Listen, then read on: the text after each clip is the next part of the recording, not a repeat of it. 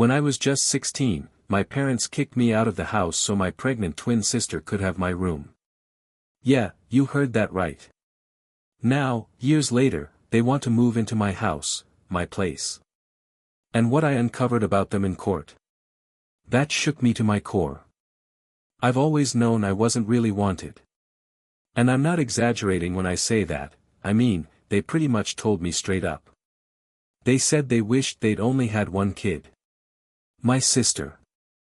I was just the extra one, some kind of mistake they never asked for. Imagine growing up with that hanging over your head. My sister, let's call her Naomi, was their pride and joy. She was everything they ever dreamed of, and they made sure she knew it. She had this beautiful bedroom all decked out with pink curtains, a Disney princess comforter, shelves stacked with every toy a kid could want. Meanwhile, I was just the spare part in the background. My room? If you could even call it that, it was this cramped little space with an old bed that creaked if I so much as turned over and a beat-up dresser that looked like it had survived the disco era. Every morning, waking up in that space felt like a reminder, I wasn't wanted. I'd hear them chatting in the kitchen, all excited about buying Naomi new clothes or signing her up for gymnastics, while I sat there wondering what the hell I was supposed to do that day. It's like I was invisible. And on the off chance they did acknowledge me, it was just to say something like, "Why can't you be more like your sister?" It almost felt like that was my actual name. School didn't offer any relief either. I still remember one parent-teacher night, Naomi's teachers were raving about her finger paintings like she was some art prodigy. My teacher handed over my report card, and my parents didn't even glance at it. They just kept smiling and nodding about Naomi's artwork. It was like my hard work didn't even matter. I was killing myself trying to bring home good grades, hoping maybe they'd notice me for once. But it was useless. Naomi was their golden girl. She got all the praise, all the perks, even got to grab the best food at dinner before anyone else. Her closet was a revolving door of brand new outfits for every season. Me. My clothes were all hand-me-downs from random cousins I barely remembered. Some of those shirts looked older than I was. Every birthday, every Christmas, it played out the same way, Naomi's side of the tree overflowing with gifts, while I got a couple of things, just enough for my parents to say, "See? We got you something too." I'd force a smile while watching her tear into boxes of toys and clothes. I tried to act like it didn't sting. But it did. Every time. And honestly, it wasn't even the stuff that hurt the most. Yeah, having some decent clothes or a cool toy would have been nice, but what really got to me were the small things. Like how sacred Naomi's toys were. If I even touched one of her dolls, just picked it up out of curiosity, she'd start screaming bloody murder. My parents would storm in like I'd committed some crime. Didn't matter if I was just looking, they'd scold me hard for not respecting her space. It felt like they thought I was some kind of threat to her happiness. Mealtimes were brutal too. Naomi always got the best of everything, the biggest slice of pizza, the nicest cut of meat, whatever she wanted. I was left with whatever was still on the table. And if I so much as mentioned it, my mom would glare at me and say, "You should be grateful you're getting anything at all." Like I was some charity case living on borrowed time. The only person who really made me feel like I mattered was my grandpa. He was the one who saw me, not as some burden, but as a person. Every weekend, I'd go over to his place, and he'd take me fishing or we'd just sit out on the porch while he told me stories from when he was a kid. Those moments made me feel human. Made me feel like I was more than just the unwanted half of a set of twins. For a little while each week, I got to feel normal. Not like some tag-along that nobody asked for. But then, things took a turn. Grandpa got sick. Cancer. And even during that, my parents tried to keep me out of it. They'd take Naomi to visit him, let her hand him flowers and sit by his side. Me? I was told to stay home. Said they needed me to help with things around the house, which was complete crap, and we all knew it. Mom and Dad never missed a chance to remind me, directly or not, that I didn't really belong. So I started sneaking off to visit Grandpa on my own. We'd talk for hours. He'd do his best to lift my spirits, always telling me how proud he was of me for hanging in there, for staying strong in a home that never made me feel wanted. But I could see the worry in his eyes. When he passed, it felt like the one solid piece of my world had been ripped away. He was the only person who ever truly saw me. And when he was gone, my parents didn't even ask if I was okay. Not once. All their attention went straight to Naomi, like she was the only one who lost someone that day. At the funeral, they had her right up front, standing with them like she was the center of everything. Me? I was shoved to the back row, out of sight. It felt like they were ashamed to even be seen with me. I'd never felt so alone.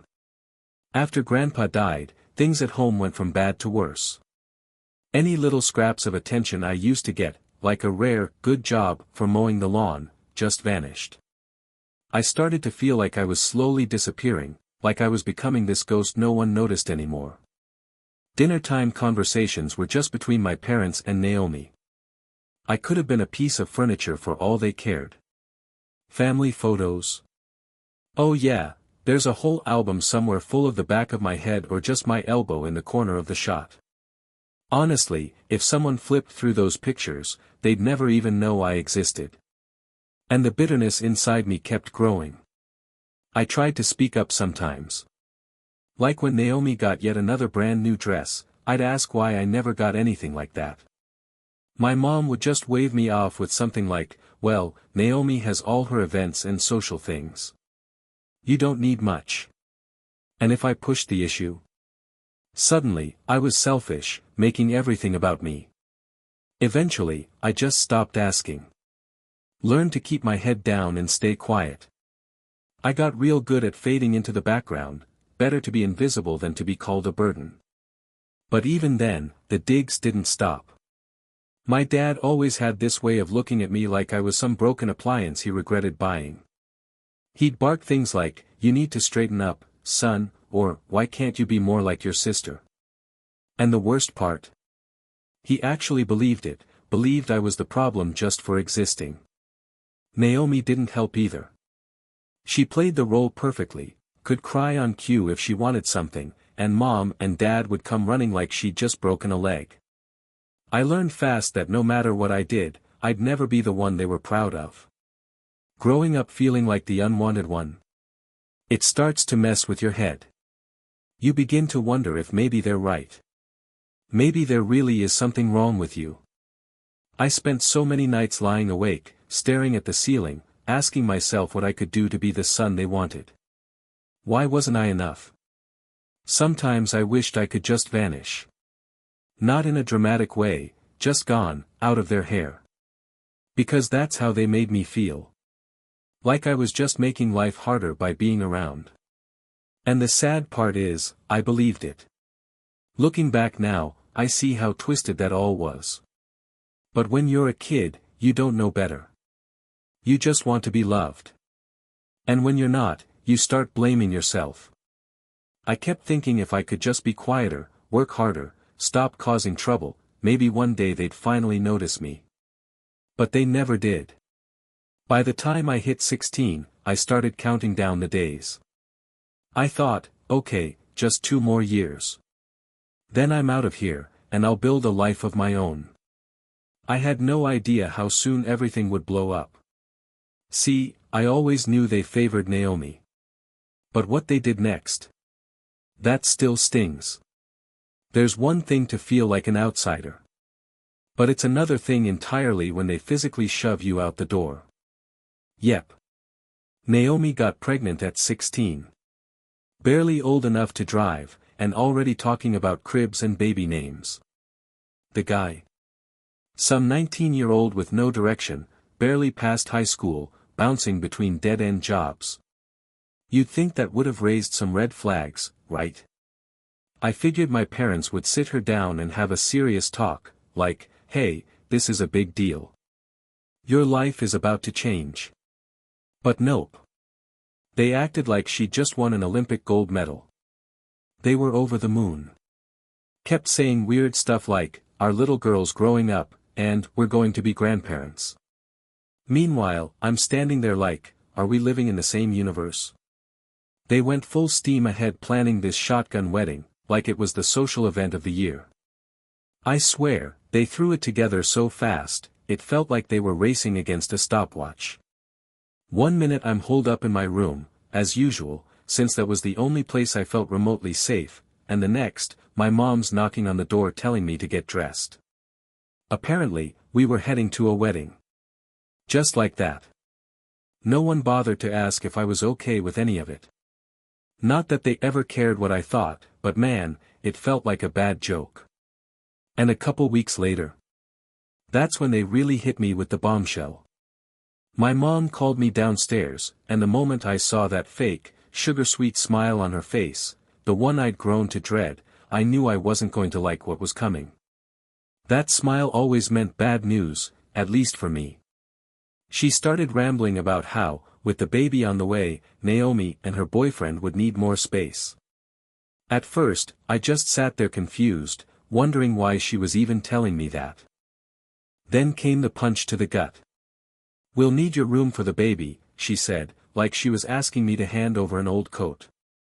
I just sat there, stunned. My room might have been the smallest, might have been falling apart, but it was mine. The one place in that house where I could pretend, just for a little while, that everything was normal. And now they were taking that too. I pushed back, asked her, what am I supposed to do then? She just shrugged like it was nothing and told me, you're old enough to figure it out. And then came the cherry on top, she said I should be grateful they let me stay there as long as they did. Grateful? I was 16. Where did they expect me to go? But they didn't care. They had a new baby on the way, a grandchild to dote on. I was just the piece they needed to move out of the way. My dad just stood there with his arms folded, backing her up like he always did. He said, look, you're a young man now. Time to start taking some responsibility. Like tossing your teenage son out of the house was just some rite of passage. Like this was all part of growing up. So that night, I packed what little I had. A couple bags of clothes, some schoolbooks, and a few keepsakes from my grandfather, the only person who ever treated me like I mattered. Before I left, I just stood there in the middle of that room, staring at the walls. It wasn't much, but it was mine. Now it was going to be a nursery, and I was being kicked to the curb. I asked where they expected me to go, and they just brushed it off. My dad gave me this half-hearted, you'll figure something out, and my mom followed it with, we're doing this for your sister. She needs us right now. I wanted to yell, what about me? When have you ever needed me? But I didn't. I already knew it wouldn't make a difference. Their minds were made up. I was just an obstacle in the way of their perfect little family picture. So I did the only thing I could think of, I went out to the garage, grabbed an old tent, and set it up in the backyard. It wasn't much. The ground was hard, the tent barely held heat, but at least I could still hear them through the walls. Not that it made me feel included. If anything, it just made it worse. I'd lie there listening to them laugh at the dinner table, talking about baby names, decorations, future plans. Meanwhile, I was outside in the cold like some stray mutt they didn't want to deal with but couldn't quite throw away completely. Then winter came, and that's when it got really bad.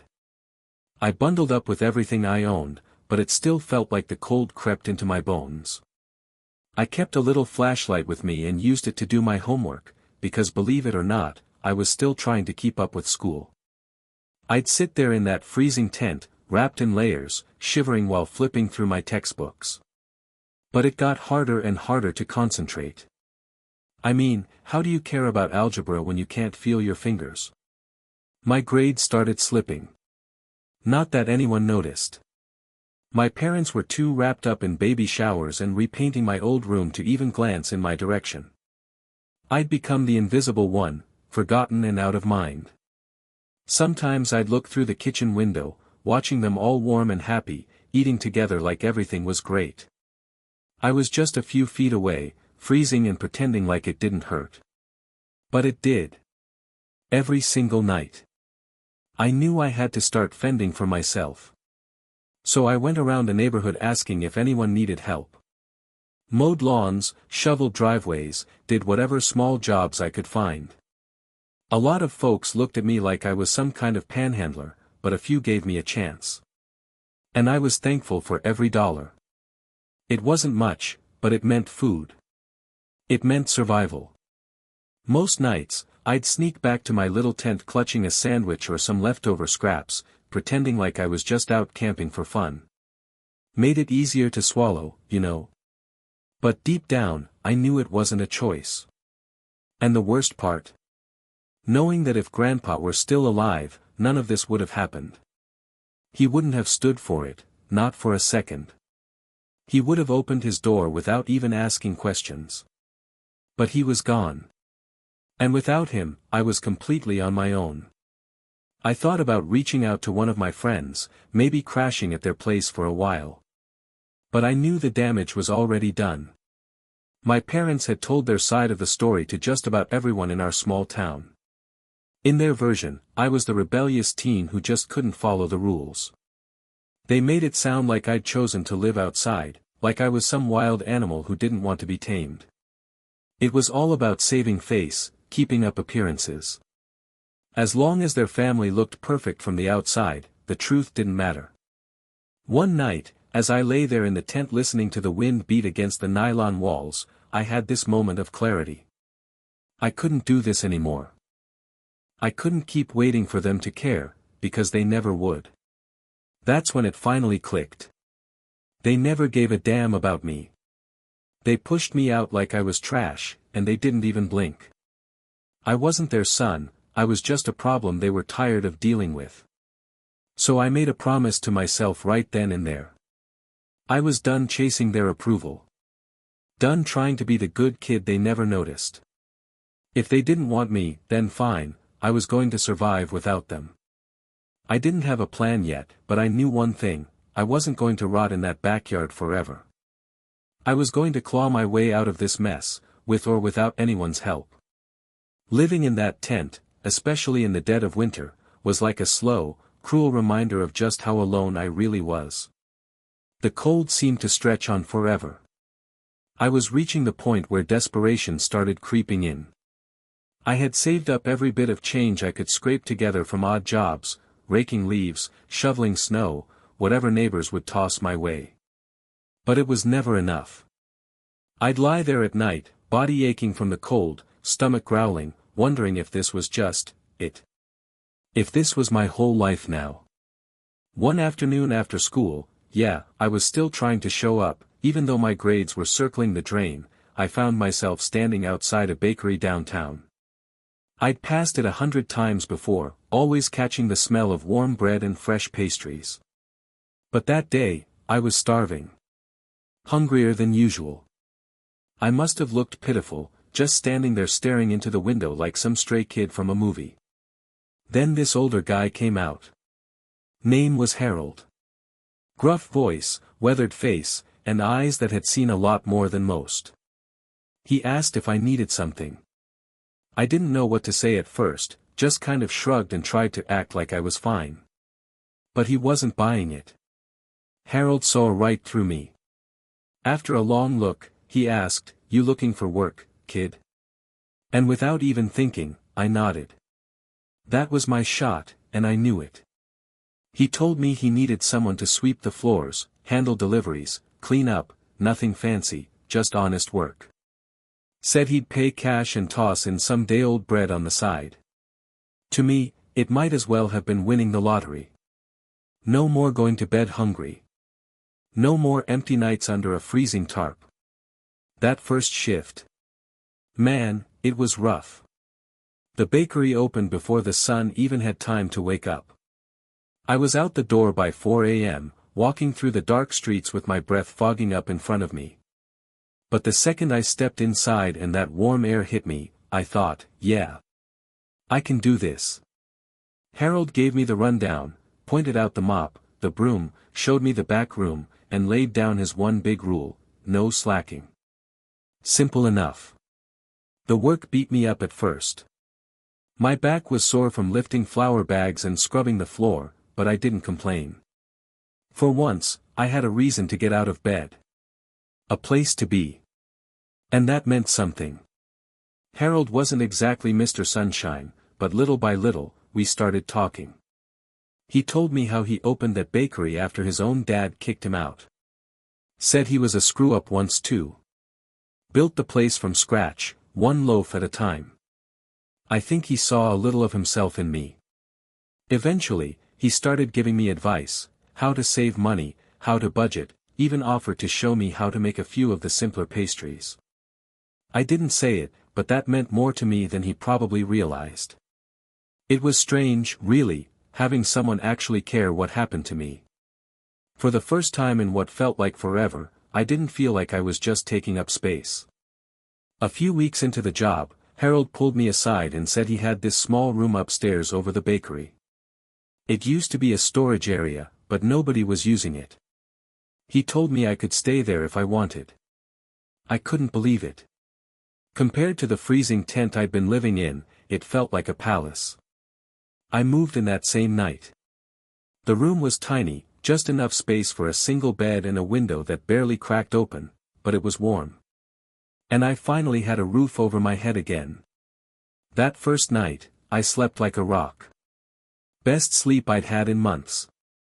And waking up with somewhere to go every morning. That was everything. I threw myself into the work without hesitation. Harold had given me a chance, and I wasn't about to waste it. I started picking up skills, learning how to knead dough the right way, how to bake a decent loaf, even got pretty good at making apple pies. Harold was a tough guy, not the emotional type, but every now and then he'd give me a grunt or a quick nod when I did something right. Didn't seem like much, but those moments. They meant the world to me. One day, after my shift, Harold sat me down. He had that serious look on his face, the kind that makes your stomach drop a little. I thought I'd screwed something up.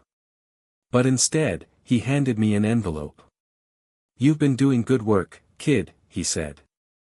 "Here's your first real paycheck." I opened it and just stared. It wasn't a fortune, but to me, it felt like I was holding a piece of my future in my hands. For once, I wasn't stuck, I was finally moving forward. Working at the bakery became my routine. Up before the sun, back in the afternoon. After that, I'd head to the library to use the free Wi-Fi, hunting for more job opportunities. I knew the bakery couldn't be forever. But it was the solid footing I needed, my first step towards something better. I saved every penny I earned, still living like I was in that tent, spending only on what I absolutely needed. I'd take the day-old bread Harold offered and stretch it into meals, grab cans of soup from the dollar store to keep things cheap. Harold and I never talked much about my situation, but I had the feeling he knew more than he let on. One night, after closing up shop, he tossed me a set of keys. "In case you ever need to lock up," he said casually, like it wasn't a big deal. But to me, that meant everything. It was trust. Harold was trusting me with his place, his business. That silent kind of care, the kind that didn't need words, it hit hard. I didn't have a family backing me anymore, but in his own gruff way, Harold looked out for me. And I won't forget that. The bakery kept me going. Gave me rhythm. But there were still hard days. Families would come in, parents with their kids, smiling, laughing, picking out cookies together. And man, every time, it felt like someone took a swing at my gut. I'd have to duck into the back and pull myself together. Just watching that kind of love, the kind I never got, was almost too much. My own parents had tossed me aside like trash. Meanwhile, complete strangers showed more warmth in a 5-minute interaction than I ever got in my own house. But I couldn't let those feelings eat me alive. I kept reminding myself of something Harold said once: "You either let life beat you down, or you stand up and hit back." That line stuck with me. It became this little voice in my head whenever I wanted to quit. So every night, when I climbed the stairs back to that little room above the bakery, I'd tell myself, keep going. Keep pushing. You're building something. Don't stop now. Then one morning, Harold walked in looking worn out. I asked if he was okay, and he just gave me a grunt and mumbled something about getting old. But the look he gave me, it felt like more than just age. Almost like he was telling me not to get too comfortable. A warning, maybe. I didn't think much of it then, figured he was just having a rough day. But those words stuck in the back of my mind. Deep down, I knew he was right. I couldn't stay in that little room forever. The bakery had been a blessing, but it wasn't the end of the road. So I started hustling harder. I asked around, picked up extra shifts at a convenience store nearby, helped out with landscaping on weekends. Anything that put cash in my pocket. Balancing it all wasn't easy, but I had a goal, to save enough to get out, to stand on my own 2 feet. The more I worked, the more I started to feel something I hadn't felt in years, control. For the first time, I was steering my own life. It wore me out. I was constantly tired. But I never let myself forget why I was doing it. I didn't just want to survive anymore. I wanted a real life. A life where I didn't have to rely on anyone. A life I built myself, from the ground up. When I look back on those early days, I realize how lucky I was to stumble across Harold and that little bakery. It wasn't just a job. It was the first time I ever got a shot at something real. The first time someone gave me a chance, and I took it. Even though life was still uncertain in a lot of ways, for the first time, I felt like I actually had a shot. A real one. I wasn't just some forgotten kid sleeping in a tent, I was someone making progress. Slowly, sure. But step by step, I was moving forward. And that was enough to keep me going. After years of grinding, saving every dollar I could, living lean and working myself to the bone, I finally made it happen. I bought my own house. Nothing fancy, not some big dream home, but a small 3-bedroom place right on the edge of town. And most importantly, it was mine. The day I walked through that front door with my own set of keys in hand, I can't even put into words what I felt. It was like everything I'd gone through, everything I'd survived, led to that exact moment. I stood there in the middle of that empty living room, staring at the bare walls, and for the first time in my life, I felt proud. I'd done this. With no help from anyone. No handouts. No family. The first few weeks were rough. No furniture. Just an air mattress, a couple cardboard boxes I used as a makeshift table and chair. But I didn't care. Every single morning, I'd wake up, look around, and remind myself, this is yours. No one can take this away. No one can tell you that you don't belong here. Little by little, I started turning that house into a home. Found a couch at a thrift shop, picked up a cheap dining table from a yard sale. Each piece I brought in made the place feel more like mine. I was building something real, and it felt good. Then one afternoon, just as I was finally starting to feel settled, the doorbell rang. Didn't think much of it at first. Figured maybe a neighbor dropping by to introduce themselves or a package delivery. But when I opened the door, I felt like the wind had been knocked out of me.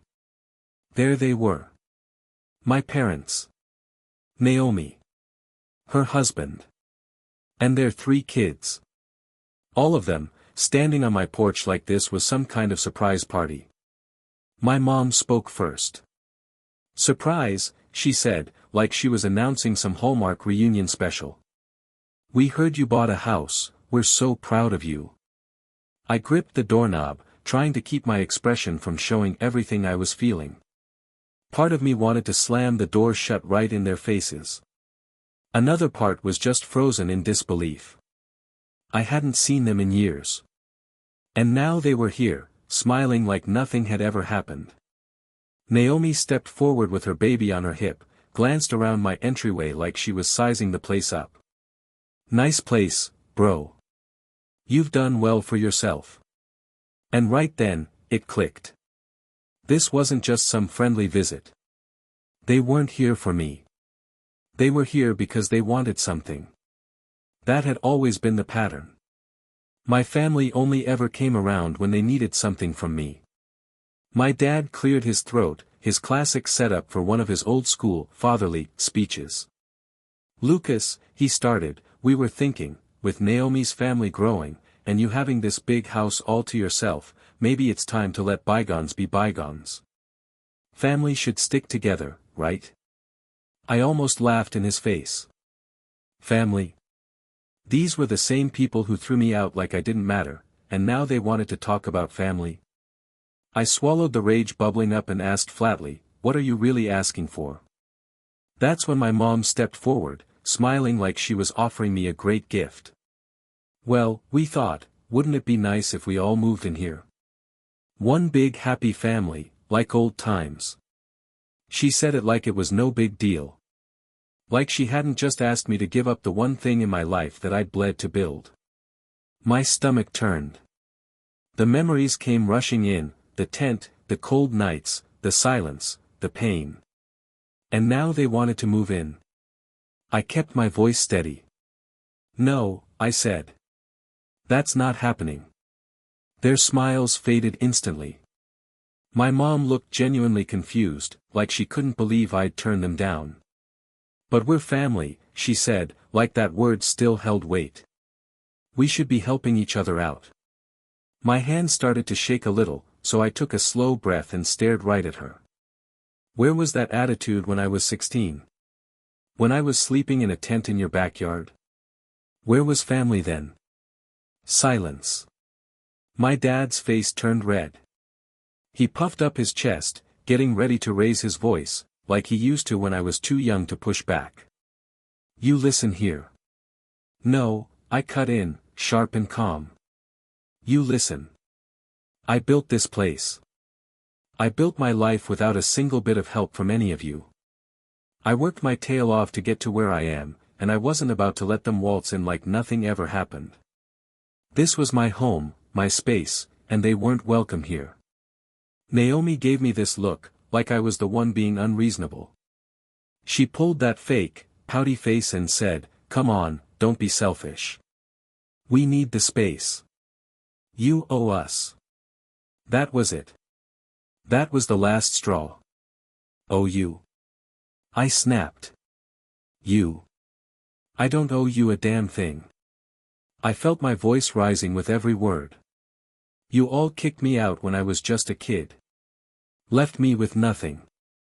And now you show up like it's your right to just move in and take over. Get out. All of you." My dad's face went beet red. For a second, I thought he was about to blow up, start yelling like he used to. But instead, he just stared at me.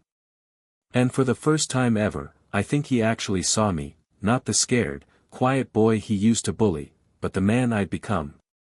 The man who wasn't going to flinch anymore. My mom tried one more time, her voice suddenly soft, like she thought she could guilt me into backing down. "We know we made mistakes," she said. "But we're trying to fix things. We just want to be a family again." But I wasn't buying it. Not after everything. "Oh, now you want to be family, now that I have something you want?" I said. "That's not how this works." I moved on. "You should too." They just stood there, stunned. Like they couldn't believe I'd actually said no to them. Like the idea of me standing up for myself was completely foreign. But after a few seconds of awkward silence, they turned around and walked back to their car without another word. I watched them drive off, feeling a flood of emotions, anger, sure, but also relief. And something else I hadn't felt in a long time, peace. I'd spent so many years wishing they'd care. Hoping they'd show up and finally be the kind of family I needed. But now that they had, I realized I didn't want them in my life anymore. Not like this. I didn't need them. I shut the door behind me and leaned against it, exhaling slow and steady. My hands were still trembling, but inside, I felt something shift, like I'd finally taken back control. All those years I'd let their words define me, make me feel small and unworthy, that ended today. I had my own life now. My own house. And I wasn't going to let them take that from me. And deep down, I knew this wasn't the last I'd hear from them. People like that don't just disappear when you draw a line. They find cracks and try to wiggle back in. But this time, I was ready. For now, I'd taken that first real step. I was learning how to stand tall. How to protect what I'd earned. And most importantly, how to say no, without guilt. I dropped down onto my thrift store couch in the middle of my still bare living room. And for the first time in years, I could breathe. This was my home. Not a symbol, not a revenge story. Just mine. Built by my own hands, for me. I didn't need to prove anything to anyone. I wasn't chasing their approval anymore. I wasn't hoping for their acceptance. I was just living my life, finally, on my own terms. A couple weeks passed. I figured I'd said my piece, drawn the line in the sand, and that was that. I was wrong. Toxic people have this way of squeezing their way back into your life, no matter how many times you slam the door. And just when I thought I'd finally moved on, they pulled another stunt. It started with a letter. I came home from work one day, grabbed the mail like usual, and spotted an envelope that looked official. I felt a chill go down my spine. My bills were all paid, I hadn't done anything wrong, but something about that envelope felt off. I tore it open, and there it was.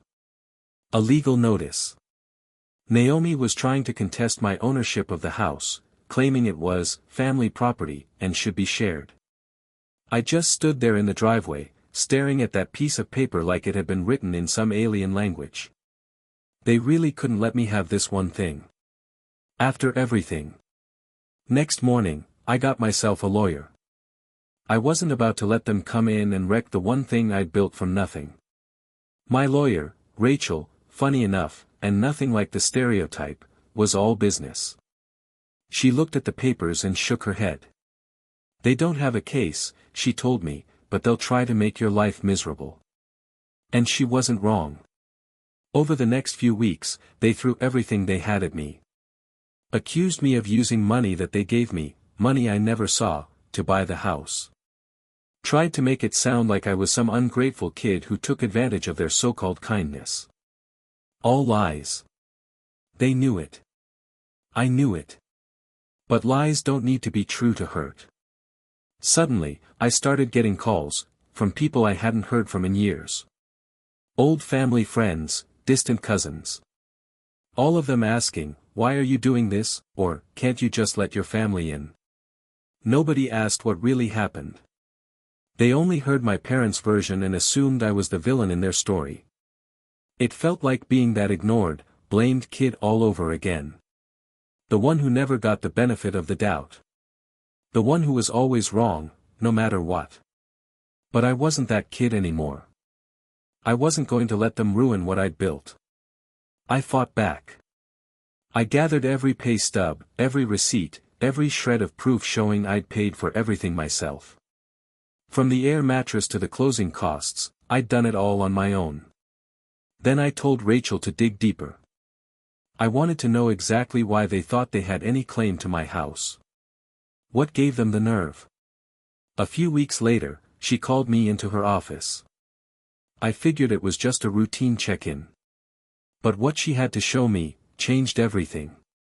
When I walked through the door, I could tell something was up. She had this expression, like she'd just uncovered something huge. Without saying much, she handed me a thick stack of papers and said, "You need to look at this." I already had a bad feeling, and from the way she said it, I knew whatever was inside wasn't going to sit right. And man, I was right, what I found flipped my whole world upside down. Turns out, my parents had been keeping some serious secrets from me. You remember my grandfather? The only person who ever truly treated me with love and respect. When he passed away, he left behind an inheritance just for me, a pretty substantial one, actually. It was supposed to be mine when I turned 18. But somehow, my parents found a legal workaround and got their hands on it. They'd been draining that account for years, paying off their debts, covering the cost of my sister's wedding, bailing out her husband's flop of a business, and even putting money toward their new house. And not once did they say a thing about it. I sat there going through page after page, and my hands were literally shaking. I didn't know whether I was more hurt or furious, or maybe both. While I was out there sleeping in a tent, struggling to survive, they were living easy on money that was meant for me. All those nights I stayed up wondering what I did wrong, why I never seemed to matter. It all made sense. I wasn't their son to love. I was just a walking bank account. And I was pissed. All those years busting my back just to scrape by, while they enjoyed a cushy life funded by what should have been my future. I felt like an idiot for never piecing it together, for brushing off how they always had more than their income could explain. But most of all, I felt betrayed. I was angry at myself for ever hoping they might care. And I was furious at them for using me like I was nothing. That was the moment I knew, I couldn't let them get away with this. They were trying to take my house now, too, the one thing I had actually built for myself. Well, that wasn't going to happen. I made up my mind, I was going to take back everything they stole from me. My lawyer, she was sharp. She told me we had a strong case. Said we could go after them for fraud and theft. It wasn't going to be a cakewalk, but we had the receipts. And she was confident we could win. At that point, it wasn't even about the money anymore. It was about finally standing up for myself, about justice, about proving that I wasn't the useless kid they always treated like a burden. When the papers were finally served, I'm pretty sure they were blindsided. My phone lit up like a Christmas tree, calls from my mom, dad, even my sister, all leaving messages saying they just wanted to talk. Yeah, sure. Now they wanted to talk, only because they'd finally been caught. I didn't reply. I was done being their emotional punching bag. The next few months were intense, lawyers, courtrooms, depositions. They pulled out every trick in the book to make me look like the villain. Claimed I was just a bitter son out to destroy his own family. But the evidence? It told a different story. Every time they tried to play the victims, my lawyer dropped another bombshell, bank statements, transfers, records of everything they funneled away behind my back. Watching them squirm wasn't easy, but for the first time in my life, I felt like I wasn't powerless anymore. I wasn't that forgotten kid standing in the shadows. I was finally fighting back. When the judge gave the final ruling, it was like a weight I'd carried for years just vanished. We won. They were ordered to repay every cent, plus damages. And their faces when the verdict came down. I'll remember that look forever. For once, they couldn't talk their way out of it. No more twisting the story, no more blaming me. They were nailed, and they knew it. Walking out of that courtroom, I felt something I hadn't felt in years, peace. It wasn't about the money, not really. It was knowing I wasn't the worthless disappointment they always made me out to be. I stood up for myself. I proved I mattered. And in that moment, I finally felt free from the grip they'd had on me my whole life. Since then, they've tried reaching out here and there. Said they were sorry, that they wanted to fix things. But I'm not buying it. Apologies don't mean a thing when they only come after you've been backed into a corner. I blocked them all. I drew a line, and I made it clear, they're not part of my life anymore. Now, I'm focused on what's ahead. I've got my house, my job, and a life I built with my own two hands. And honestly, that's more than enough for me.